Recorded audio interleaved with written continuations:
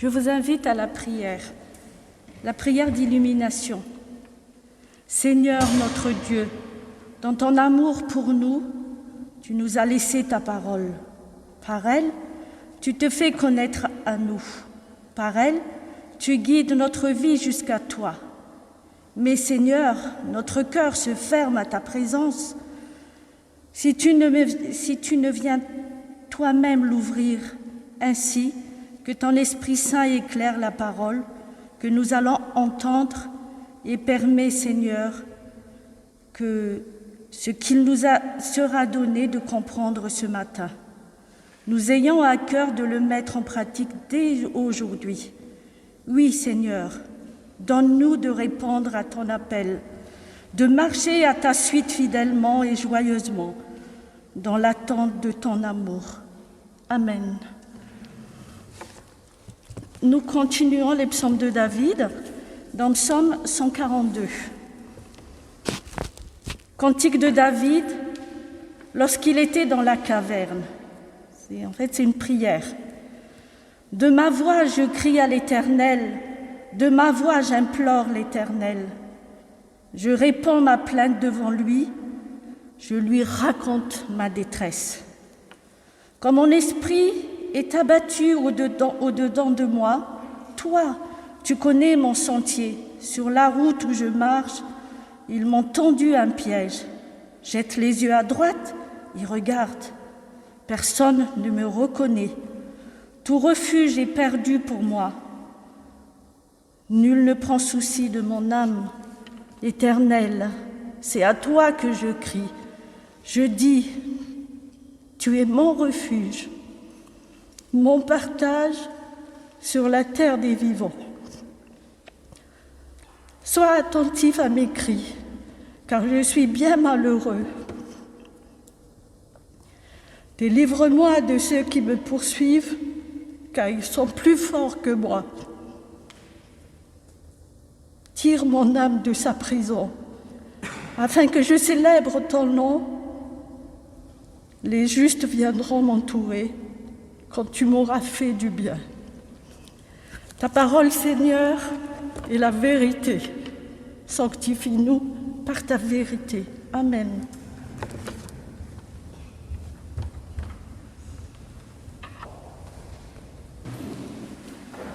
Donc, vous avez bien compris, la méditation de ce matin portera sur le psaume 142, psaume de David. Lorsque David compose ce psaume, il est dans une détresse totale, sans protection, tapi, réfugié dans une caverne. Ce psaume n'est d'ailleurs pas l'unique qu'il a composé dans cette situation. En effet, le psaume 57 relate la même détresse, la même situation. Le psaume 142 est une prière de supplication. David se plaint. Il implore Dieu tant sa détresse est immense et envahit tout son être, corps, âme et esprit. De ma voix, je crie à l'Éternel, dit David. Ici, point de prière silencieuse. C'est un cri de douleur, de détresse qui s'élève vers Dieu. Le cri de quelqu'un qui est oppressé à l'extrême, car David est poursuivi par Saül et son armée afin de le mettre à mort. En effet, Dieu a choisi David à la place de Saül. Cette histoire est à lire dans le premier livre de Samuel. David s'exprime simplement devant Dieu. Il n'emploie pas de mots compliqués, des tournures de phrases alambiquées. Non, car c'est le cri de son cœur, et ce cri ne saurait s'embarrasser d'un vocabulaire recherché.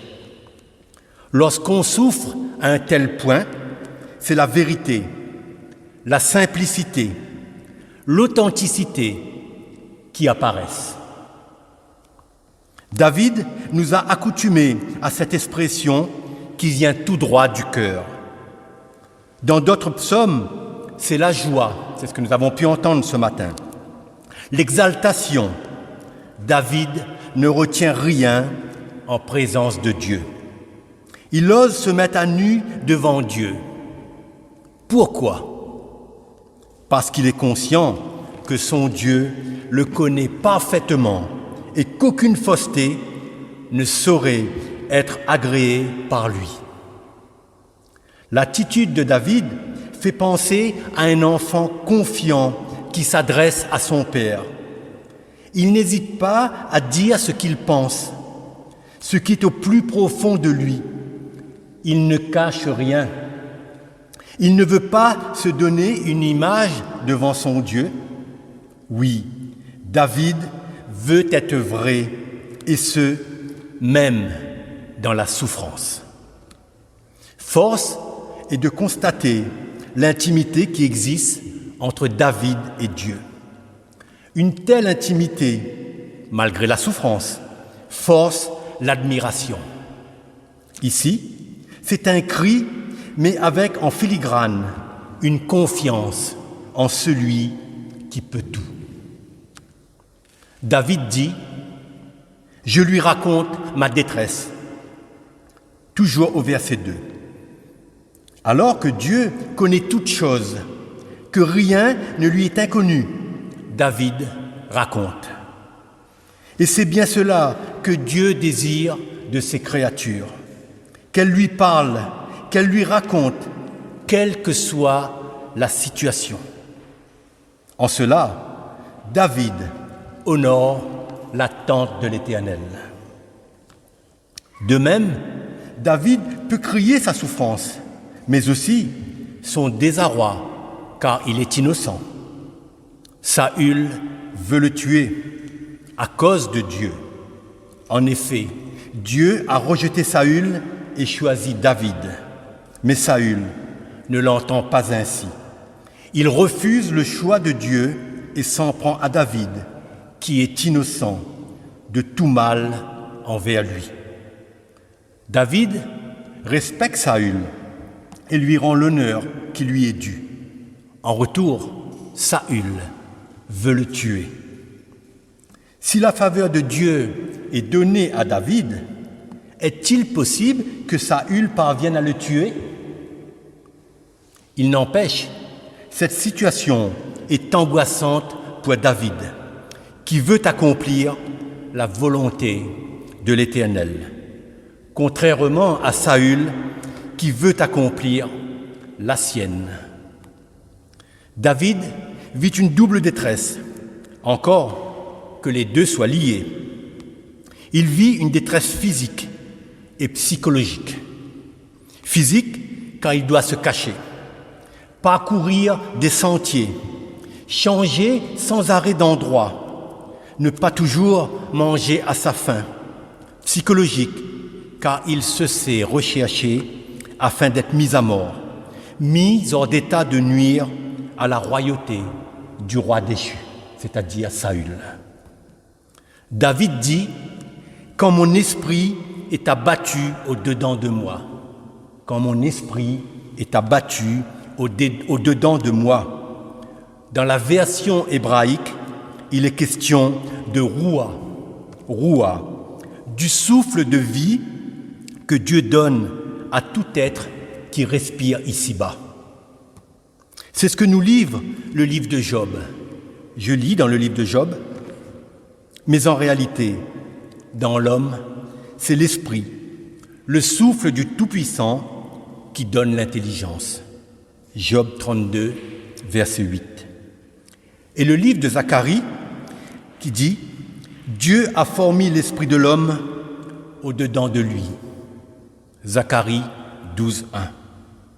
C'est cet esprit, cette roua qui permet à l'être humain d'entrer en communion avec Dieu. Aussi, lorsque David dit que son esprit est abattu, il faut comprendre que la chair a agi en lui en premier. C'est ce que Jésus explique à ses disciples à Gethsémanée. Jésus dit « L'esprit est bien disposé, mais la chair et faible. Matthieu 26, 41. Malgré cet abattement spirituel, la foi de David demeure et il dit « Toi, tu connais mon sentier ». David crie, mais au fond de lui-même, il sait que Dieu sait, que Dieu voit et que Dieu, contrairement à lui, n'est pas défaillant. Toi, tu connais mon sentier. Pourrait être écrit par Dieu, tu connais mes difficultés. Tu connais les dangers qui m'entourent. Tu connais les pensées qui m'assaillent. Mais surtout, tu connais l'issue de toutes choses.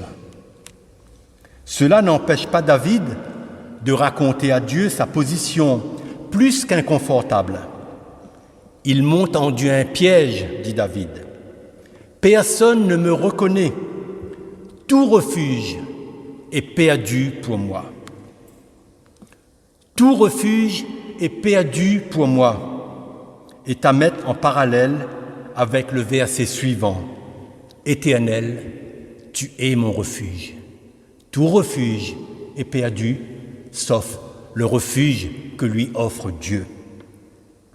Nul refuge physique n'est accessible, mais un refuge spirituel qui permet de se ressourcer est accessible. David est sans force, mais sa foi est vivante. Alors qu'il dit que nul ne prend souci de mon âme, il demande à Dieu, tire mon âme de sa prison. Là encore, ces deux versets sont à mettre en parallèle. Lorsque rien de bon n'est visible, ce qui est invisible demeure. C'est ce que Paul dira dans la deuxième épître aux Corinthiens. Je lis les paroles de saint Paul. « Car nous marchons par la foi et non par la vue. » 2 Corinthiens 5, 7. Or, pour le dire autrement, car nous vivons guidés par la foi et non guidés par la vue. Lorsque David dit « Toi mon refuge, ma part dans la terre des vivants », cela signifie qu'au moment où la situation apparaît désespérée, il survient en pensant au moment où il sera libéré de sa prison, où il pourra rendre grâce à Dieu, entouré d'autres croyants qui éclateront avec lui en clameur de reconnaissance. David pense déjà, alors qu'il est au fond du trou, au fond de sa caverne, à rendre un témoignage à Dieu, parce qu'il sait que le Seigneur ne va pas le laisser au fond de cette caverne. David crie à Dieu de toutes ses forces, car son espérance est en lui. Il lui demande d'être attentif à ses cris. Il lui avoue être malheureux et demande à être délivré. Ceux qui sont à sa poursuite sont nombreux, armés, forts, vigoureux. David est seul, abandonné, accablé, sans force, désarmé. Dans un tel scénario, il serait facile de dire que l'on connaît l'issue de l'histoire. Mais avec Dieu, rien ne se passe selon la pensée humaine, la vision humaine. David, qui a une relation intime avec Dieu, sait que Dieu est au-dessus de tout, qu'il peut tout. Il remet son sort à Dieu, entre les mains de Dieu. Malgré son état, David est conscient que Dieu est présent. Sa situation fait penser à celle que Paul écrit dans la deuxième épître aux Corinthiens. Je lis les paroles de Paul. « Ainsi, dit Paul, nous sommes accablés par toutes sortes de détresse et cependant jamais écrasés. Nous sommes désemparés, mais non désespérés, persécutés, mais non abandonnés, terrassés, mais non pas anéantis. 2 Corinthiens 4, 8 à 9. Lorsque David, à la fin du psaume, dit à Dieu « Tire mon âme de sa prison », il faut se rappeler que l'âme est le siège de tout raisonnement. L'âme est le siège de la vie, V-I-E, c'est-à-dire de la volonté, de l'intellect et de l'émotion.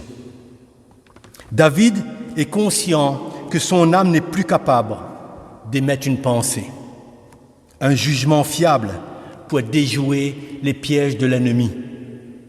Avec un esprit abattu et une âme en prison, la finalité de la situation de David ne s'annonce pas vraiment bien, n'est-ce pas? Mais il garde à l'esprit que son salut dépend de Dieu et de Dieu seul. Aussi, le psaume se termine-t-il par une pensée d'espérance. « Tire mon âme de sa prison afin que je célèbre ton nom. Les justes viendront m'entourer quand tu m'auras fait du bien. » Le verset 8. Dans ce court psaume, David raconte sa détresse, se lamente, se plaint, mais au final, il proclame sa foi en celui qui peut tout. Nous savons, en lisant les livres de Samuel et des rois, que David sera délivré, qu'il régnera sur le royaume d'Israël, que Saül mourra au combat. Mais tout cela, David n'en sait rien encore. C'est par la foi qu'il dit vouloir célébrer le nom de l'Éternel. C'est par la foi qu'il dit que lorsque l'Éternel lui aura fait du bien, les justes viendront l'entourer. C'est par la foi qu'il se projette dans une vie renouvelée, et ce, du fond de sa détresse. Les psaumes, et notamment ceux écrits par David, qui sont au nombre de 73, montrent que ceux qui crient vers lui obtiennent une réponse, un secours. Au temps de Dieu, bien sûr. De même, les psaumes écrits par David montrent tous, sans exception, l'intimité que David a avec l'Éternel. D'ailleurs, lorsqu'il sera question de David, il sera dit qu'il était un homme selon le cœur de Dieu, un roi selon le cœur de Dieu. David a été choisi car il était un homme selon le cœur de Dieu. David a souffert, David a régné, David a péché, David a été restauré, reconduit dans sa royauté. Il a été abandonné plusieurs fois par les hommes, mais jamais par Dieu. Il s'est plaint de ses multiples abandons dans les psaumes. Pourtant, un psaume où il se dit abandonné ne le concerne pas. C'est un psaume prophétique. Il s'agit du psaume 22 où il est dit « Mon Dieu, pourquoi m'as-tu abandonné ?» Si David était un homme selon le cœur de Dieu, il n'était pas Dieu. Un seul homme a été abandonné par Dieu. C'est le Fils de Dieu, Jésus, le Christ Sauveur. Pourtant, à Gethsémanée, Jésus a supplié son Père d'éloigner la coupe de la colère qu'il allait boire. Mais Jésus a aussitôt ajouté « Non pas ma volonté, mais ta volonté ».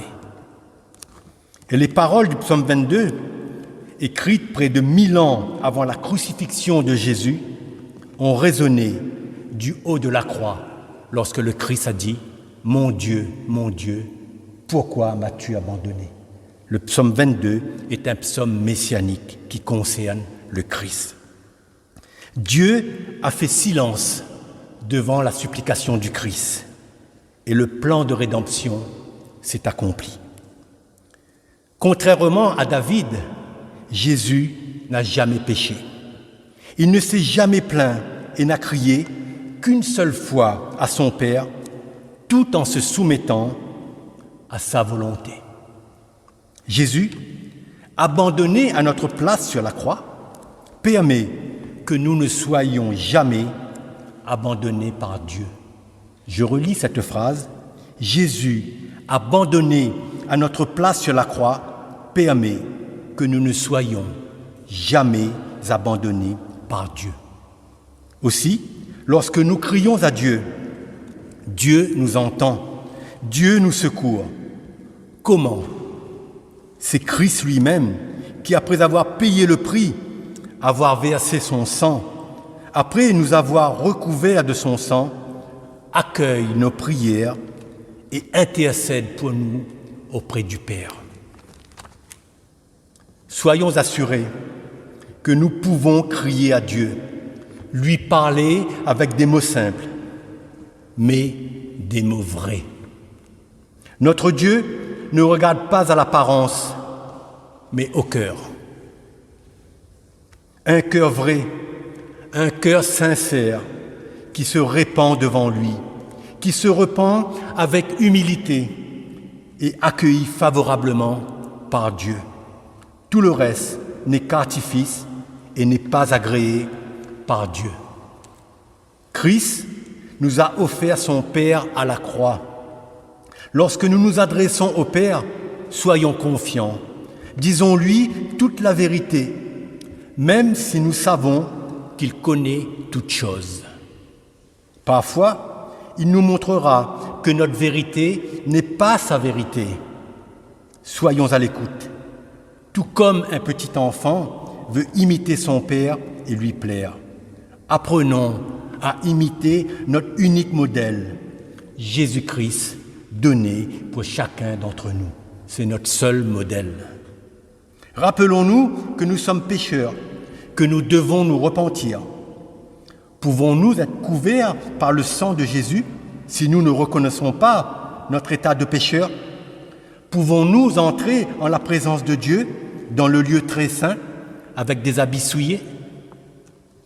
Jésus connaissait le cœur de l'homme. Comme il a été dit tout à l'heure, l'esprit est bien disposé, mais la chair est faible. C'est pour cela aussi que Jésus, avant de souffrir, a prié pour ses disciples, afin que son Père les garde du monde.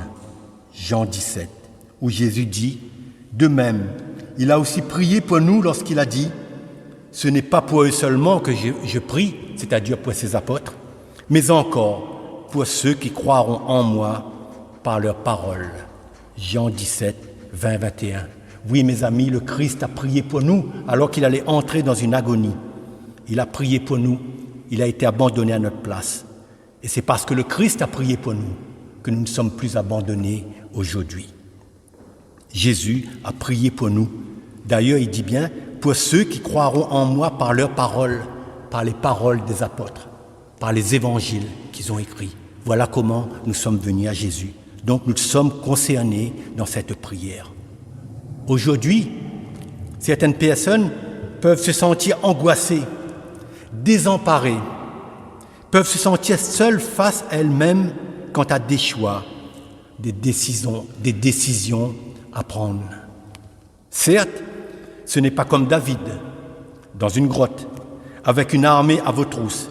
Néanmoins, parfois, il arrive de se sentir seul face au monde, de se sentir incompris, rejeté même. Que personne ne perde courage, car nous avons un avocat auprès du Père. David n'avait pas le Rédempteur pour ami, comme confident, mais il avait foi en son Dieu, car la Roua, l'Esprit de Dieu, opérait en lui et du fond de sa détresse. Il a crié à lui, il a eu confiance que Dieu lui répondrait. Aujourd'hui, le Saint-Esprit est à l'œuvre dans les cœurs nouveaux que Dieu a donnés à ceux qui lui appartiennent. Il a inscrit sa loi juste et pure dans nos cœurs. Il a gravé les noms de ceux qui lui appartiennent dans son livre de vie, dans les paumes de ses mains. Notre unique espérance, notre unique assurance, étant Dieu, étant Christ. Sachons crier à lui au temps opportun et attendons-nous à lui. Il est près de nous. Sachons le reconnaître, sachons l'écouter, sachons le suivre, comme notre Rédempteur, accomplir la volonté du Père. Comme David, implorons l'Éternel, racontons-lui notre détresse et entrons dans son refuge, dans sa forteresse, pour nous ressourcer, pour le rencontrer, pour l'écouter, pour avoir cette communion intime avec lui, sachant qu'il ne nous abandonnera pas.